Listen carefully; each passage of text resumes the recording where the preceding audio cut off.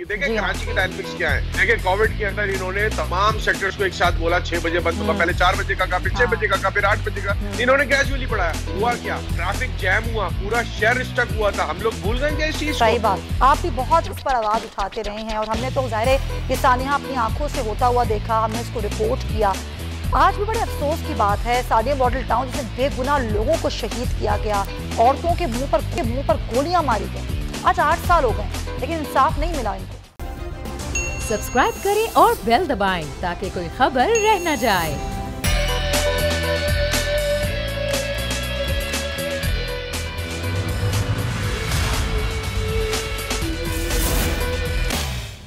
बिस्मिल्लाहिर्रहमानिर्रहीम, अस्सलाम वालेकुम। प्रोग्राम में मैं सुमैया रिजवान आपको खुश आमदीद कहती हूँ। नाजरीन, बहुत अहम मौज़ूआत हैं जिस पर आज के प्रोग्राम का मैं आगाज़ करूँगी। और नाजरीन, एक बार फिर साल का वो वक्त आ चुका है जब पाकिस्तान की कारकर्दगी की बुनियाद पर FATF के प्लेनरी इजलास में ग्रिड से निकालने या फिर मजीद रखने का फैसला किया जाएगा। फैसला तकरीबन कर लिया गया है और आज ही इसका ऐलान किया जाएगा। FATF की हतमी रिपोर्ट आज आ जाएगी, मगर पाकिस्तान के ग्रिड लिस्ट से निकलने के कवी इम्कानात हैं। अब इससे पहले कि हुकूमत इसको कैरेट लेने की कोशिश करे, ये सवालात उनसे पूछे जाएं कि जून 2018 में जब ग्रे लिस्ट में पाकिस्तान को डाला गया था तो किसकी हुकूमत थी? ग्रे लिस्ट में पाकिस्तान को डालते वक्त क्या क्या एतराज़ात लगाए गए थे जो अब पाकिस्तान के ख़त्म कर दिए गए हैं। प्लेनरी कमेटी की इस मीटिंग से ये मालूम होगा कि पाकिस्तान को आज जिस वजह से ग्रे लिस्ट में से निकाला जाएगा, पाकिस्तान तो इस सतह पर पिछले साल नवंबर से था। ग्रे लिस्ट निकालने का फैसला जिस रिपोर्ट पे आएगा वो अक्टूबर 2021 से मार्च 2022 के दौरान किए गए इक़दामात का जायजा है। नाज़रीन, अब FATF 10 अप्रैल के बाद से लेकर मुतालिक कितने बिल पार्लियामेंट और सेनेट से मंजूर किए गए, पिछली जो प्लेनरी मीटिंग थी और इस मीटिंग में कितने ऐसे पॉइंट्स थे जिन पर अमल दरामद किया गया, वो अमल दरामद मुकम्मल हुआ। गुज़िश्ता 2 सालों में मजबूत मुआशी नताइज, कामयाबी से कोविड और अब FATF को संभालने के बाद ये सवाल तो बनता है नाजरीन कि इमरान खान की हुकूमत क्यों तब्दील की गई। शहबाज हुकूमत गिरती हुई मईशत और बढ़ती हुई महंगाई का जिम्मेदार तो माजी की हुकूमत को देती है। क्या पाकिस्तान के ग्रे लिस्ट से निकलने का क्रेडिट भी माजी की हुकूमत को देगी? मौजूदा हुकूमत नित नई अनोखी पॉलिसियों से मुल्क चलाने के तजुर्बात आवाम पर कर रही है। बिजली की बचत के लिए वजारत पावर डिवीजन ने अनोखे इक़दाम किए हैं और एक अनोखी समरी तैयार की है। समरी के मुताबिक मुल्क भर के जो कमर्शियल फीडर्स हैं उनको अब शाम से रात 10 बजे तक बंद करने का फैसला किया गया है। कमर्शियल फीडर्स पर दिन के औकात में लोड शेडिंग नहीं की जाएगी। शाम 7 से रात 11 बजे तक ट्यूबवेल्स के जो फीडर्स हैं उसकी बिजली बंद करने का फैसला किया गया है। क्या वाकई हुकूमत इस अनोखे इकदाम से लोड शेडिंग का खात्मा मुमकिन हो सकेगा या फिर लोगों के कारोबार ही खत्म कर दिए जाएंगे? सवाल यह है नाजरीन कि माजी की हुकूमत के हाथ में कौन सी ऐसी जादू की छड़ी थी जो इन तमाम इकदाम के बगैर बिजली की तलब को पूरा कर रही थी। महंगाई की तताए अवाम के लिए हुकूमत की जानिब से एक और सरप्राइज तैयार कर लिया गया है। जी हाँ, बिजली मिले या ना मिले, आज के बाद आवाम को बिजली के बिलों पर माजी की हुकूमत की जानिब से दी जाने वाली सब्सिडी और रिलीफ का खात्मा कर दिया गया है। और आने वाला महीना आवाम पर मजीद कौन कौन सी बिजलियाँ गिराने वाला है ये आपको पता चले। पेट्रोल और डीजल की कीमतों में मजीद इजाफे का इम्कान है, लेकिन जो आज नोटिफिकेशन जारी हुआ है पहले ज़रा मैं उस पर बात करूँगी क्योंकि तमाम जो कारोबारी मराकज़ हैं, महकमा दाखिला सिंध की जानिब से कहा गया है तमाम शॉपिंग मॉल्स, तमाम कारोबारी मराकज़ रात 9 बजे बंद कर दिए जाएंगे, शादी हॉल 10:30 बजे और दीगर जो कॉफ़ी शॉप्स हैं वो 11 बजे तक बंद करने का हुक्मनामा जारी किया गया है। तो अब इसको ताजर कैसे लेते हैं? रेस्टोरेंट्स जल्दी बंद होंगे, शॉपिंग मॉल्स जल्दी बंद होंगे, ईद उल अज़हा आने वाली है, ये शादियों का सीज़न है, कारोबार का सीज़न है, तो ये सब कुछ होगा कैसे? इसी पर हम बात करेंगे। हमें ज्वाइन कर रहे हैं राना रईस साहब, चेयरमैन शादी हॉल एसोसिएशन है, उनको हम वेलकम कहेंगे। राना साहब, बहुत शुक्रिया आपके वक्त का। अतीक मीर साहब भी हमारे साथ मौजूद हैं, चेयरमैन ऑल कराची इत्तेहाद, बहुत शुक्रिया आपका अतीक मीर साहब। मैं आपसे गुफ्तगू आगाज़ करना चाहूँगी। जब हम बात करते हैं कि जी कुछ महीने होते हैं जब आपके कारोबार के महीने, इनको कहा जाता है कि जी ये महीने हैं जब में कारोबार ज़्यादा होता है। ईद के बाद शादियों का सीज़न होता है, ज़्यादा शॉपिंग की जाती है, ज़्यादा कारोबार होता है, आगे ईद उल अज़हा आने वाली है। लेकिन इस मौके पर जो ये फैसला किया गया है कि बिजली बचाएं और कारोबारी जो औकात उनको कम कर दिया जाए, उसको आप लोगों ने कैसे लिया है? देखिए, ताजिरों की बदकिस्मती है कि ये मौजूदा जो हुकूमती सेटअप आया है, ये आया ही उस वक्त है जब पूरे साल में ताजिरों के पीक सीजन शुरू होते हैं। जैसे ईद उल फितर की खरीदारी रमजान मुबारक के आगाज ही से शुरू हो जाती है, और ये बहरान भी, ये तूफान भी, ये आजमाइश भी, ये अज़ाब इलाही भी इब्तिदाई रमजान में ही आया, और उसके बाद कारोबार बिगड़ते चले गए। ईद सीजन बर्बाद हो गया। 10 सालों में इससे खराब सीजन ताजिरों के लिए कोई भी नहीं था। फिर उसके बाद महंगाई के थपेड़े वो शुरू हुए। पेट्रोलियम की कीमत कहाँ पहुंची, डॉलर कहाँ पहुंच गया, बिजली की कीमतें बढ़ गई।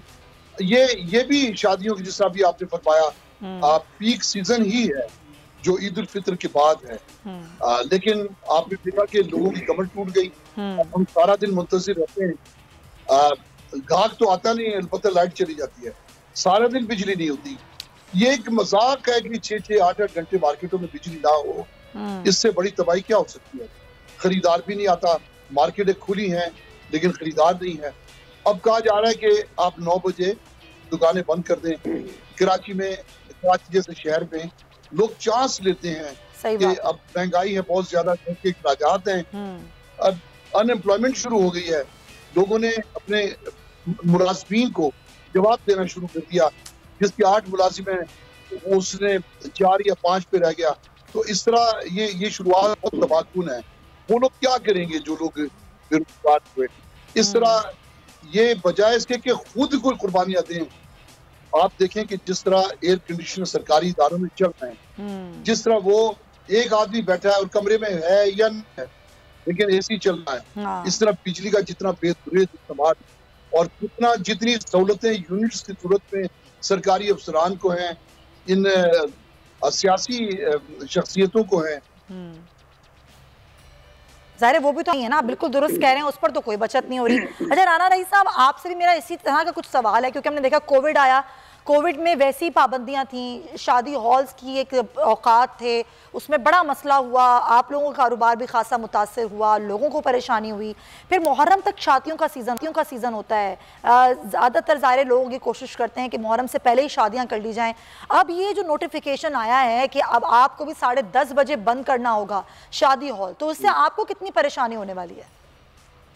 अस्सलाम वालेकुम। देखिए, इनिशियली मैं स्टार्ट करूंगा कोविड से। जो आपने कोविड की बात की, कोविड के अंदर भी ये सारी सिचुएशन थी। जब कोविड स्टार्ट हुआ था, हमारी वाहिद इंडस्ट्री थी जिसमें हमने वॉलंटियरली आगे कहा है मुल्क को, हमारे अलियान पाकिस्तान को हमारी जरूरत है, हमने अपनी इंडस्ट्री को शट ऑफ किया वॉलंटियरली। देखिए, इस वक्त भी जो प्राइम मिनिस्टर और मौजूदा गवर्नमेंट बात कर रही है एनर्जी क्राइसिस की, मेरे 3 से 4 पॉइंट्स हैं जो कि मैंने सिंध गवर्नमेंट के सामने भी रखे, कमिश्नर कराची के ऑफिस के अंदर।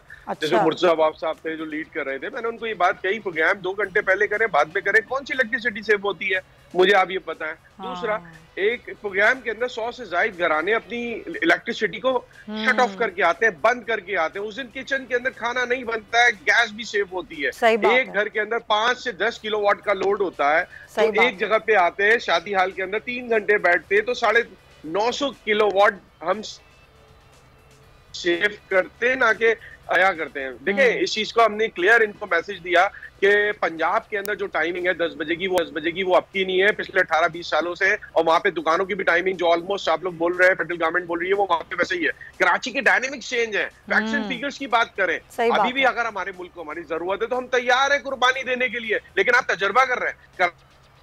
और फिर एक बात जो अभी अतीक मीर साहब ने की है, लोड शेडिंग इतनी हो रही है। कराची करता है। एग्जैक्टली, लोड शेडिंग बहुत होती है, तो जो शादी हॉल इंतजामिया है वो तो जनरेटर पर चला रही होती है शादी हॉल्स। एग्जैक्टली ऐसे ही है। लेकिन अगर एनर्जी क्राइसिस की बात करते हैं कि जी उसके अंदर डीजल और पेट्रोल भी सेव किया जा रहा है, तो उसके अंदर भी हमने उनको प्रेजेंटेशन यही दी है कि 100 से जाहिद घराने अपने शट ऑफ करके आते हैं। सिर्फ इलेक्ट्रिसिटी नहीं, गैस भी जो कंज्यूम हो रही होती है वो भी सेव हो रही होती है। देखिए कराची की डायनेमिक्स क्या है। देखिए, कोविड के अंदर इन्होंने तमाम सेक्टर्स को एक साथ बोला 6 बजे बंद होगा, पहले 4 बजे का, फिर 6 बजे का, फिर 8 बजे का। इन्होंने ग्रेजुअली बढ़ाया। हुआ क्या? ट्रैफिक जैम हुआ, पूरा शहर स्टक हुआ था। हम लोग भूल गए क्या इस चीज को? जी, आप पेट्रोल सेविंग की बात करते हैं तो अगर आप ये सारी चीजें करेंगे, हमने देखा है 3-3 घंटे शाहराह फैसल से लेकर तमाम जितनी शाहराएं हैं, गलियां हैं, वो चौक बिल्कुल जैम हुई थी। अगर आप ये सारी सिचुएशन एक साथ सब कुछ बंद करेंगे, 9 बजे आप तमाम सेक्टर्स को बंद करते, उसके बाद शादी के हालों को 10:30 बजे करते, जाहिर सी बात है जो मेहमान अपनी तकरीब में आने वाले हैं, उनके मेहमान हैं जो तकरीब करने वाले हैं, वो जाहिर है फिर वो कैसे पहुंचेंगे और फिर टाइम ड्यूरेशन इतना कम हो जाता है कि उसमें आना और तकरीब को निपटाना। एग्जैक्टली, हाँ, पूरा शहर एक साथ जब निकलेगा तो क्या कंडीशन होगी। पेट्रोल की कमी वैसे ही सामना करना पड़ रहा है क्या। सर वो आखिरी सवाल मुझे करने हैं राना साहब, आप पहले बता दें फिर मैं अतीक साहब से पूछूंगी। ये सारे पॉइंट्स आपने रखे, उसके बावजूद ये इकदाम किया गया, अब आप लोगों का लाहे अमल क्या होगा सर, क्विकली बता दें। देखिए हमने तो उनको कहा था कि जब भी आप नोटिफिकेशन निकालें स्टेक होल्डर्स को बुलाएं। देखिए अगर उन्होंने स्टेक होल्डर्स को नहीं बुलाया, हम उनसे रिक्वेस्ट करते हैं खुदारा इस शहर इस मुल्क के ऊपर तजर्बात से परहेज करें। ये मुल्क इस वक्त जो ये मौजूदा ईयर जो है ये कोविड के आफ्टर शॉक इफेक्ट एग्जैक्टली अभी आफ्टर शॉक्स आ रहे हैं, अभी तो कोविड से निकले हैं, 3 साल कोविड बर्दाश्त किया है तमाम कारोबारी अफराद ने। आप बिल्कुल सही कह रहे हैं ना साहब, बहुत शुक्रिया। अब हमारे साथ हैं, आपका पॉइंट आया अतीक मिर्जा साहब, आप बताइए अब यही सारे पॉइंट्स आपके भी हैं, ये रखे नहीं माने, नोटिफिकेशन आ गया है, अब आप लोग का क्या होगा लाहेमल? देखिए मैं सीधी बात कहता हूं कि अगर तमाम दिन सूरत हाल जिसे लोड शेडिंग की है, क्योंकि इस नोटिफिकेशन में ये भी गालिबन कहा गया है कि दिन के औकात में बिजली फराहम की जाएगी, अगर रात के औकात में दुकानें बंद हो गई यानी जल्द बंद हो। तो अगर उसके बावजूद दिन के औकात में लोड शेडिंग रहती है तो फिर हम 9 बजे दुकानें बंद नहीं करेंगे। देखिए हम उस स्टेज पर आ गए हैं कि अब लड़ मरेंगे अपने बच्चों के रोजगार के लिए। ये जो शाही हुक्मनामे आते हैं ये अब नहीं चलेंगे। ये मस्करे जो आगे इख्तिदार में बैठे हैं ये भूल जाएं कि ये बादशाहों की तरह हुक्म जारी करेंगे और हम उस पर तामील करेंगे। अब तबाहकुन फैसलों के सामने हम भी सीना सफर होंगे। अब हमारी मुआशी मौत वाज़े नजर आ रही है। अब हम देख रहे हैं लोगों को, मुलाजमीन को, गरीबों को, मजदूरों को, मेहनत कशों को जिस तरह फाका कशी की तरफ हम जाता वो देख रहे हैं। ये लोग जब हथियार अब जब औजार फेंकेंगे, हथियार उठाएंगे तो हम ही इनका निशाना होंगे। ये सफेद पोश लोगों की तरफ ही आएंगे। तो गलतियां हुक्मरान करें, विक्टिम हम बने। अब ऐसा नहीं है। सही कोई भी फैसला करने से पहले मैं समझता हूँ कि इन्हें पूरा गौर फिक्र करनी चाहिए, स्टेक होल्डर से मुशावरत करनी चाहिए। अभी 9 बजे में सबसे बड़ी तबाही ये है जब ठीक 9 बजे अगर मार्केटें बंद हों तो सब लोग सारा हुजूम एक साथ निकलेगा तो सड़कों पर कितना ट्रैफिक होगा, कितनी अजियत उठाएंगे वो लोग जिनके ऑफिसेस खत्म हो रहे हैं। जी सर, पेट्रोल कितना जाया होगा। अतीक मिर्जा साहब बिल्कुल आप सही पॉइंट्स उठा रहे हैं, बहुत शुक्रिया। चेयरमैन कराची ताजिर इत्तेहाद हमारे साथ मौजूद थे अतीक मीर साहब, और आना रईस साहब आपका भी बहुत शुक्रिया। सूरत हाल बड़ी गंभीर है, स्टेक होल्डर्स की मुशावरत से ही फैसले होने चाहिए। हम अभी 3 साल कोविड भुगत चुके हैं, कोरोना से निकले हैं, उसके आफ्टर शॉक्स बर्दाश्त कर चुके हैं, और अब बिजली बचाने के लिए अगर यही इक़दाम हैं तो उस पर भी मुशावरत लाजमी होगी। खैर अब जरा आगे बढ़ते हैं और मैं आपको यहाँ पर याद दिलाती चलूँ कि सानिया है मॉडल टाउन, जिसको अभी 8 साल हो गए हैं, लेकिन सानिया मॉडल टाउन के जो मजलूमीन हैं वो आज भी नाजरीन इंसाफ के मुंतज़िर हैं, और हुक्मरानों की वजह से जो 14 बेगुनाह लोगों को शहीद किया गया था, 80 से ज़ायद लोग ऐसे थे जिनको ज़ख्मी किया गया था, कोई पुरसाने हाल नहीं है। लेकिन आज यही हुकूमत है मुस्लिम लीग नून की और तहरीक इंसाफ के ऐसे लोगों पर मुकदमात दर्ज किए जा रहे हैं, उनमें दफात ऐसी लगाई जा रही हैं दहशत गर्दी की कि वो भी हैरान कुन है कि जिन लोगों ने गोलियां बरसाई, जिनको लोगों ने सरेआम गोलियां बरसाते हुए देखा, जो पुलिस एहलकार थे वो किसके अंडर थे, किसने उनको ये हुक्म दिया कि चादर और चार दीवारी की पामाली की जाए, औरतों को घर के उनके दुपट्टों से पकड़ के घसीटा जाए और इस तरह शहीद किया जाए, ये सब कुछ हमारे सामने है। इसी पर हम बात करेंगे। मुझे ज्वाइन कर रहे हैं सीनियर सहाफ़ी हैं, तज़ियाकार हैं, सिद्दीक जान, उनको हम वेलकम करते हैं। सिद्दीक, आप भी बहुत इस पर आवाज़ उठाते रहे हैं और हमने तो ज़ाहिर है ये सानिया अपनी आंखों से होता हुआ देखा, हमने इसको रिपोर्ट किया। आज भी बड़े अफसोस की बात है, सानिया मॉडल टाउन जिसमें बेगुनाह लोगों को शहीद किया गया, औरतों के मुंह पर गोलियां मारी गईं, आज 8 साल हो गए लेकिन इंसाफ नहीं मिला इनको। बिल्कुल आपने दुरुस्त कहा और ये बहुत ही अफसोसनाक है, ये बहुत ही तकलीफ देह है और यही वो चीज़ है जिससे पाकिस्तान के लोगों का पाकिस्तान के इदारों पर से एतमाद कम होता है, लोगों का निज़ाम इंसाफ पर से एतमाद कम होता है। इस केस का अगर मैं आपको थोड़ा सा अदालती बैकग्राउंड बताऊं तो जब ये सानिया मॉडल टाउन हुआ उसके बाद आपको पता ही है कि FIR नहीं हो रही थी, बल्कि यहाँ तक कि जो मजलूम थे, जो मकतूल थे, उनके ऊपर ही मुस्लिम लीग नून की हुकूमत ने FIR करवा दी थी। फिर डॉक्टर अब्दुल कादरी साहब को लॉन्ग मार्च करना पड़ा, उन्होंने लॉन्ग मार्च किया। उनके लॉन्ग मार्च के नतीजे में जनरल शरीफ ने मुदाखलत की और उन्होंने इंटरफेयर किया और उनके कमिटमेंट के ऊपर और उनके कहने के ऊपर FIR दर्ज हुई। वो FIR ठीक नहीं की गई, फिर वो चेंज की गई, फिर उस FIR के ऊपर तहकीकात शुरू हुई तो अपनी मर्जी की जो है वो JIT बना दी गई। तो डॉक्टर अब्दुल कादरी और मिनहाजुल कुरान अवामी तहरीक ने उस JIT को मुस्तरद कर दिया, वो एहतजाज करते रहे। फिर तहरीक इंसाफ की हुकूमत आ गई। जब तहरीक इंसाफ की हुकूमत आई तो उसमें तहरीक इंसाफ की हुकूमत से उन्होंने मुतालबा किया कि आप नई JIT बनाएं और साथ ही जो बिस्मा अमजद हैं वो ये दरखास्त लेकर चीफ जस्टिस पाकिस्तान उस वक्त मियां साकिब निसार साहब के पास गई। साकिब निसार साहब ने इसके ऊपर बेंच बनाया। दिसंबर 2018 में सुप्रीम कोर्ट के केस के दौरान नई JIT बनाने का ऐलान हुआ। जब वो नई JIT बनी दिसंबर 2018 में, जनवरी में उसने काम शुरू किया तो बहुत तेजी के साथ उस JIT ने बहुत अहम शवाहिद, अहम चीजें इकट्ठी कर ली और वो कातलों तक तकरीबन पहुंच चुकी थी वो JIT। जैसे ही नजर आया कि वो JIT पहुंच चुकी है तो फिर उसके बाद एक ऐसे शख्स के जरिए उस JIT को चैलेंज कर दिया गया जो कि जख्मी भी नहीं था, मुलजिम था लेकिन जख्मी भी नहीं हुआ, तो उसमें पुलिस एहलकार और लाहौर हाई कोर्ट ने उस JIT को काम से रोक दिया, उसको पेंडिंग रखा गया। ये 2019 के शुरू में फिर ये मामला आया था सुप्रीम कोर्ट ऑफ पाकिस्तान में और चीफ जस्टिस ऑफ पाकिस्तान उस वक्त जस्टिस गुलजार अहमद साहब ने डायरेक्शन दी थी लाहौर हाई कोर्ट को कि 3 माह में आप ये फैसला करें। आज 3 साल होने को हैं, उस JIT के ऊपर फैसला नहीं हो सका और एक बार फिर वही शरीफ खानदान बरसर इख्तिदार है जिनके ऊपर इल्जाम है। उस वक्त भी मसला यही था कि जस्टिस बाकिर नजफी कमीशन की रिपोर्ट आई थी, उस वक्त भी जो शवाहिद सामने आए थे। और मैं आपको एक चीज बता दूं कि क्योंकि जब हम टीवी पर बैठते हैं, बात करते हैं तो हमने जिम्मेदारी के साथ बात करनी होती है। उस JIT में, उस कमीशन रिपोर्ट में, बाकिर नजफी साहब की कमीशन रिपोर्ट में अगर आप वो रिपोर्ट पढ़ें, उस कमीशन की रिपोर्ट पढ़ें तो आपको अंदाजा होता है कि उसमें कैसी खौफनाक बातें लिखी हुई है जो हम टीवी पे बता भी नहीं सकते। मुल्क के अंदर सूरत हाल जो है वो बड़े अजीब सी हो जाएगी।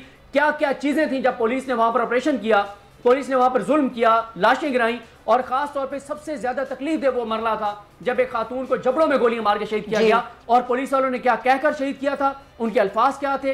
वो एक ऐसी चीज है जो कि जाहिर है फिर उसके बाद यही आया था कि ये चीजें मीडिया पर रिपोर्ट ना जाहिर नहीं की जा सकती। सिद्दीक, हम जानते हैं, बिल्कुल आप सही कह रहे हैं। और अभी जो सूरत हाल है अभी हम देख रहे हैं सिद्दीक, इसको मैं रिलेट करूंगी इससे कि आज मुकदमात पाकिस्तान तहरीक इंसाफ के रहनुमाओं पर बनाए जा रहे हैं। जिस तरह की दहशतगर्दी की दिफात पंजाब के जो रहनुमा हैं, चाहे वो यास्मीन राशिद हों, चाहे वो दीगर हों, उन पर मुकदमात में जिस तरह दहशतगर्दी की दिफात डाली गई, ये भी तो एक अजीब अचंभे वाली बात है कि जिन पर दहशतगर्दी हुई, जिन पर जो है वो लाठियां बरसाई गई, उन्हीं खिलाफ मुकदमे दर्ज कर लिए गए। देखिए ये बड़ी हैरानकुन और बड़ी इंटरेस्टिंग चीज़ है कि कहा जा रहा है कि पेशावर में बैठे हुए इमरान खान जिम्मेदार हैं। जो कुछ लाहौर में हुआ, जो कुछ इस्लामाबाद में हुआ, जो कुछ डी चौक में हुआ, उनको भी FIR में नामजद कर दिया। लेकिन जब मॉडल टाउन हुआ तो मॉडल टाउन में शहबाज शरीफ साहब वजीर आला हैं, उनका घर वहां से चंद मीटर के फासले पर है।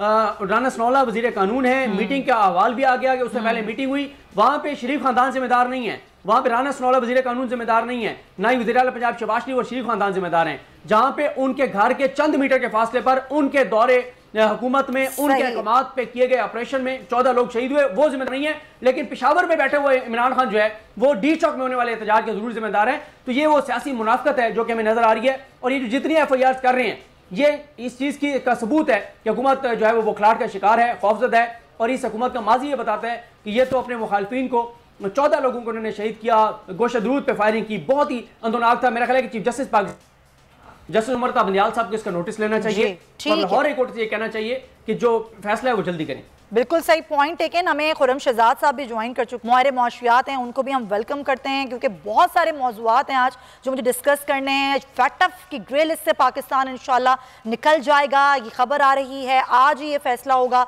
आज ही ऐलान होगा। बर्लिन में जो इजलास हो रहा है, ज़रा उस पर मैं क्विकली टेक लेती हूँ कि मुझे ब्रेक भी लेनी है। खुर्रम साहब मुझे बताइएगा, जो इक़दाम पाकिस्तान तहरीक इंसाफ की हुकूमत ने उठाए थे, 26 निकात पर अमल दरामद हुआ 27 में से, और आज पाकिस्तान ग्रे लिस्ट से निकल जाए, कितनी बड़ी कामयाबी होगी ये पाकिस्तान की? जी बिस्मिल्लाहिर्रहमानिर्रहीम। देखें, अच्छी बड़ी कामयाबी होगी और बहुत अरसे के बाद जो है, काफ़ी एफर्ट्स के बाद जो है ये कामयाबी होगी, होपफुली कामयाबी हो। क्योंकि अभी जो है अनाउंसमेंट नहीं आया है।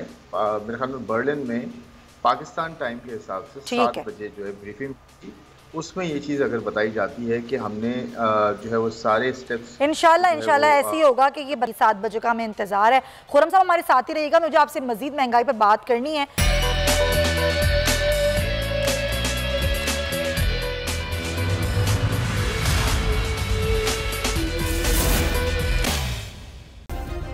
सब्सक्राइब करें और बेल दबाएं ताकि कोई खबर रह न जाए।